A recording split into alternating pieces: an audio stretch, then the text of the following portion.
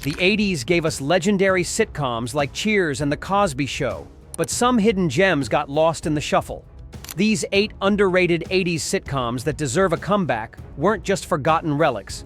They were ahead of their time, featuring innovative concepts and memorable characters that could easily work in today's TV landscape. Let's revisit these overlooked classics that deserve a second chance. How was school? There's gotta be more to life than school. Man cannot live by education alone. 8. Small Wonder, 1985 to 1989. This bizarre family sitcom about a scientist who creates a robot daughter named Vicky was peak 80s weirdness wrapped in suburban normalcy. Ted Lawson, played by Dick Christie, built the android to help with household chores. But naturally, chaos ensued when 10-year-old Vicky interpreted everything literally while displaying superhuman strength. The show's charm came from Tiffany Brissett's deadpan performance as Vicky, delivering robotic responses to everyday situations with perfect comedic timing. While the special effects were laughably low budget even by 80s standards, the concept was surprisingly ahead of its time, predicting our current fascination with AI and smart home technology. The premise could easily be updated for modern audiences dealing with Alexa mishaps and smart device failures. Small Wonder ran for 4 seasons in syndication, building a devoted cult, following that appreciated its absurdist humor and family-friendly sci-fi elements. The show's exploration of technology's role in family life feels more relevant than ever as we navigate relationships with increasingly sophisticated AI assistants. A reboot could tackle contemporary issues like privacy concerns, social media addiction, and the digital divide while maintaining the original's innocent charm. The international success of the show, particularly in India and Latin America, proves there's still global appetite for this unique blend of family comedy and science fiction that deserves modern exploration. Now this is for the front page. Editor of Marin Bugler Henry Rush shown kissing winner of Miss Marin Bugler contest. 7. Too Close for Comfort, 1980 to 1987. Ted Knight's post-Mary Tyler Moore Show vehicle deserved better recognition as a sharp workplace comedy disguised as a family sitcom. Knight played Henry Rush, a cartoonist creating the comic strip Cosmic Cow, while dealing with his 2 adult daughters living upstairs in his San Francisco duplex. The show brilliantly balanced workplace satire with generational comedy, as Henry struggled to understand his daughters' modern lifestyles while maintaining his old-fashioned values. What made the series special was its willingness to tackle serious issues like teenage pregnancy, sexual harassment, and economic anxiety through comedy, making it surprisingly progressive for its era. The dynamic between Knight's uptight father figure and his liberated daughters created natural conflict that could easily resonate with today's multi-generational households. Nancy Dussault played his patient wife Muriel, while Lydia Cornell and Deborah Van Valkenburg brought energy as the daughters who constantly challenged their father's worldview. The show's later seasons, when it moved to ABC and became The Ted Knight Show, lost some focus, but the original concept remains solid. A modern reboot could explore gig economy struggles, social media influence, and the challenges of maintaining creative integrity in corporate environments.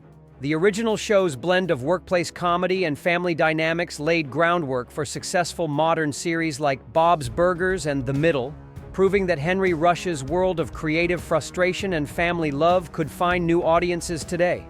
Hattie, you're not actually gonna wear your glasses, are you? Well, Lauren, you're wearing your braces. Like, I have a choice. 6. Square Pegs, 1982 to 1983. This authentic teen sitcom starring Sarah Jessica Parker was decades ahead of its time in portraying high school social dynamics with genuine empathy and humor. Parker and Amy Linker played best friends Patty and Lauren, the quintessential square pegs trying to fit into the popular crowd at Wimowee High School. The show's genius lay in its realistic portrayal of teenage insecurity, friendship struggles, and the desperate desire to belong that resonates across generations. Created by Ann Beats, a Saturday Night Live veteran, Square Pegs featured sharp writing that respected teenage experiences without talking down to its audience. The ensemble cast included memorable characters like Valley Girl Jennifer DiNuccio and new wave rocker Devo-obsessed Marshall Blechtman, each representing different high school archetypes without falling into cruel stereotypes. The show's authentic 80s music soundtrack and fashion made it a time capsule while its emotional core remained timeless. Despite critical acclaim and a devoted fan base, CBS canceled it after one season, making it one of television's greatest what-if stories. The series tackled issues like peer pressure, academic stress, and social media before social media existed, making its themes even more relevant today. A modern reboot could explore contemporary teenage challenges like cyberbullying, college anxiety, and identity formation in the social media age while maintaining the original's compassionate approach to adolescent struggles. Sarah Jessica Parker's early performance showcased the charisma that would later make her a star, proving that quality teen programming can launch careers while addressing real issues facing young audiences. What, you're gonna hunt? The nature of man. Yeah, it is. You're right. Okay. I want you to go out there. 5. Bosom Buddies, 1980 to 1982. This cross-dressing sitcom launched Tom Hanks's career and featured surprisingly progressive themes about gender roles and friendship wrapped in classic farce comedy. Hanks and Peter Scolari played advertising executives forced to dress as women to live in an affordable all-female apartment building, creating situations that were both hilarious and surprisingly thoughtful about gender expectations. The show's strength came from the genuine friendship between the leads and their relationships with the women in their building, particularly Donna Dixon's Sunny and Holland Taylor's Ruth. Rather than relying on cheap laughs about men in drag, the series explored how experiencing life from a different gender perspective changed the characters' understanding of women's daily experiences. The workplace comedy elements were equally strong, with the advertising agency providing opportunities for creative storytelling and professional rivalry. What made Bosom Buddies special was its heart. Beneath the wigs and makeup were real friendships and romantic relationships that audiences cared about. The show's premature cancellation after 2 seasons robbed television of a potentially classic sitcom that was finding its voice. A modern remake could address contemporary gender identity discussions with the same sensitivity while updating the premise for current housing markets and workplace dynamics. The original's blend of physical comedy and emotional depth proved that high-concept premises could support genuine character development. Tom Hanks's natural charisma and comedic timing were evident even in this early role, suggesting that strong casting could make a contemporary version equally successful while addressing modern themes of identity, friendship, and acceptance. Have you ever flown by yourself before? I never did anything by myself before. 4. Webster, 1983 to 1989. This heartwarming family sitcom about a young African-American boy adopted by his late father's white best friend and his wife tackled serious social issues with gentle humor and genuine emotion. Emmanuel Lewis played the title character, a 7-year-old who moves in with former NFL player George Papadopoulos, Alex Karras, and his wife Catherine, Susan Clark, after his parents die in a car accident. The show's strength lay in its honest portrayal of interracial adoption and the challenges of creating a blended family while dealing with grief and adjustment. Unlike other cute kid sitcoms of the era, Webster addressed real issues like racism, economic disparity, and cultural identity without talking down to its audience. The chemistry between Lewis and his adoptive parents felt genuine, creating a family dynamic that was both funny and touching. Karras brought his natural warmth and physical comedy skills to the role of George, while Clark provided emotional grounding as Catherine navigated new motherhood. The show's willingness to tackle serious topics like prejudice and belonging made it more substantial than typical family fare. Webster ran for 6 successful seasons, proving that audiences were hungry for diverse family representation and meaningful storytelling. A modern reboot could explore contemporary adoption issues, cultural identity in multicultural families, and the ongoing challenges of racism in America while maintaining the original's optimistic tone. The show's blend of comedy and social consciousness laid groundwork for later successful series that addressed similar themes. Emmanuel Lewis's natural charisma and the strong supporting cast created memorable television that deserves recognition for its pioneering approach to diverse family storytelling during an era when such representation was rare. Okay, let me give you a hand.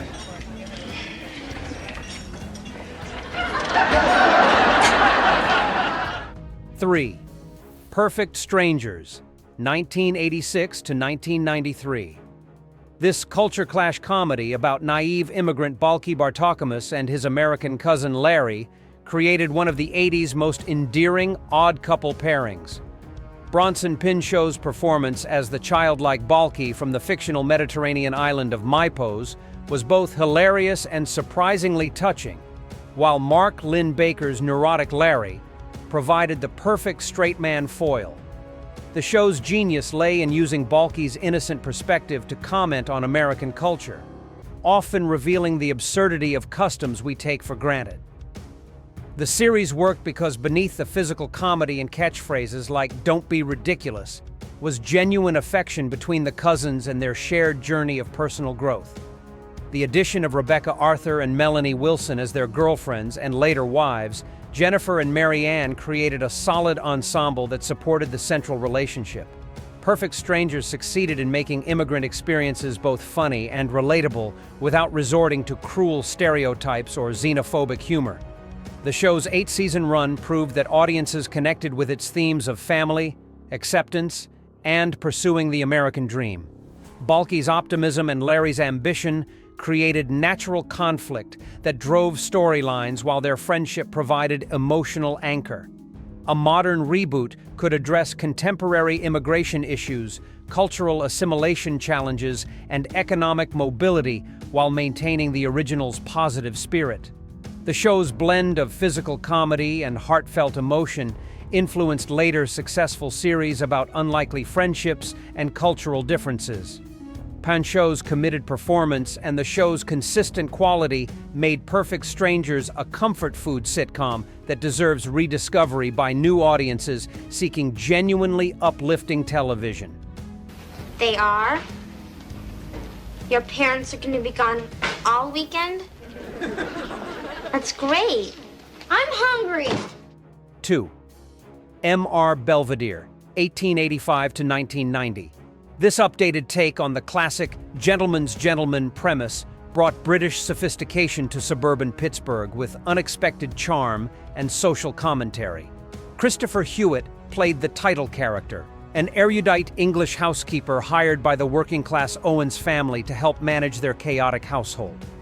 The show's strength came from the culture clash between Belvedere's refined sensibilities and the family's middle American lifestyle, creating situations that were both funny and surprisingly touching. Bob Uecker played patriarch George Owens with perfect blue-collar gruffness, while Eileen Graff brought warmth to his wife Marcia as she balanced career ambitions with family responsibilities. The three Owens children, teenage Kevin, middle schooler Heather, and young Wesley, represented different generational challenges that Belvedere addressed with wisdom and wit. What made the series special was its willingness to tackle serious issues like divorce, teen pregnancy, and economic anxiety while maintaining its comedic core. Belvedere's outside perspective allowed the show to comment on American family dynamics and social issues with both humor and insight. The character's mysterious past and occasional glimpses of his life before domestic service added depth to what could have been a one-note premise. The show ran for 6 seasons, building a loyal fan base that appreciated its blend of sophisticated humor and family warmth. A modern reboot could explore contemporary family challenges like dual-career households, social media pressures, and changing economic realities while maintaining Belvedere's fish-out-of-water perspective. The original's success proved that audiences were ready for unconventional family structures and cross-cultural understanding, themes that remain relevant today. A return visit from some old friends, sir. Oh, yeah? Mm-hmm. Hello. It's us. Bob and June Wheeler, as I live and breathe, how the heck are you? 1. Night Court, 1984 to 1992.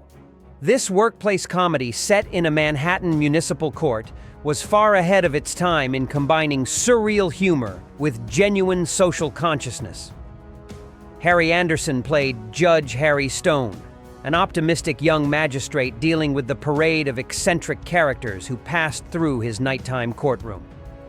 The show's genius lay in its ability to find humor in serious situations while never making fun of the defendants, many of whom were society's most vulnerable citizens. The ensemble cast was perfectly balanced, with John Larroquette's narcissistic prosecutor Dan Fielding providing comic villainy, while Marky Post's public defender Christine Sullivan brought idealism and heart. Charles Robinson's court clerk Mac and Richard Mall's gentle giant bailiff Bull created additional layers of humor and humanity. What made Night Court special was its willingness to address issues like homelessness, mental illness, and poverty with both comedy and compassion, making it surprisingly progressive for mainstream television. The show's surreal elements, from Harry's magic tricks to the bizarre defendants, created a heightened reality that allowed for both broad comedy and meaningful social commentary. Night Court's 9-season run proved that audiences were hungry for comedy that didn't shy away from serious issues. The series influenced later workplace comedies that balanced humor with heart, proving that entertainment could be both funny and meaningful. A modern reboot could tackle contemporary justice system issues like overcrowding, underfunding, and social inequality, while maintaining the original's optimistic belief in human dignity. The show's blend of whimsical humor and social awareness created television that was both entertaining and enlightening, deserving recognition as one of the most underrated sitcoms of its era. These forgotten 80s gems prove that great comedy is timeless. Which underrated sitcom do you think deserves a comeback? Share your favorites below and subscribe for more nostalgic TV deep dives.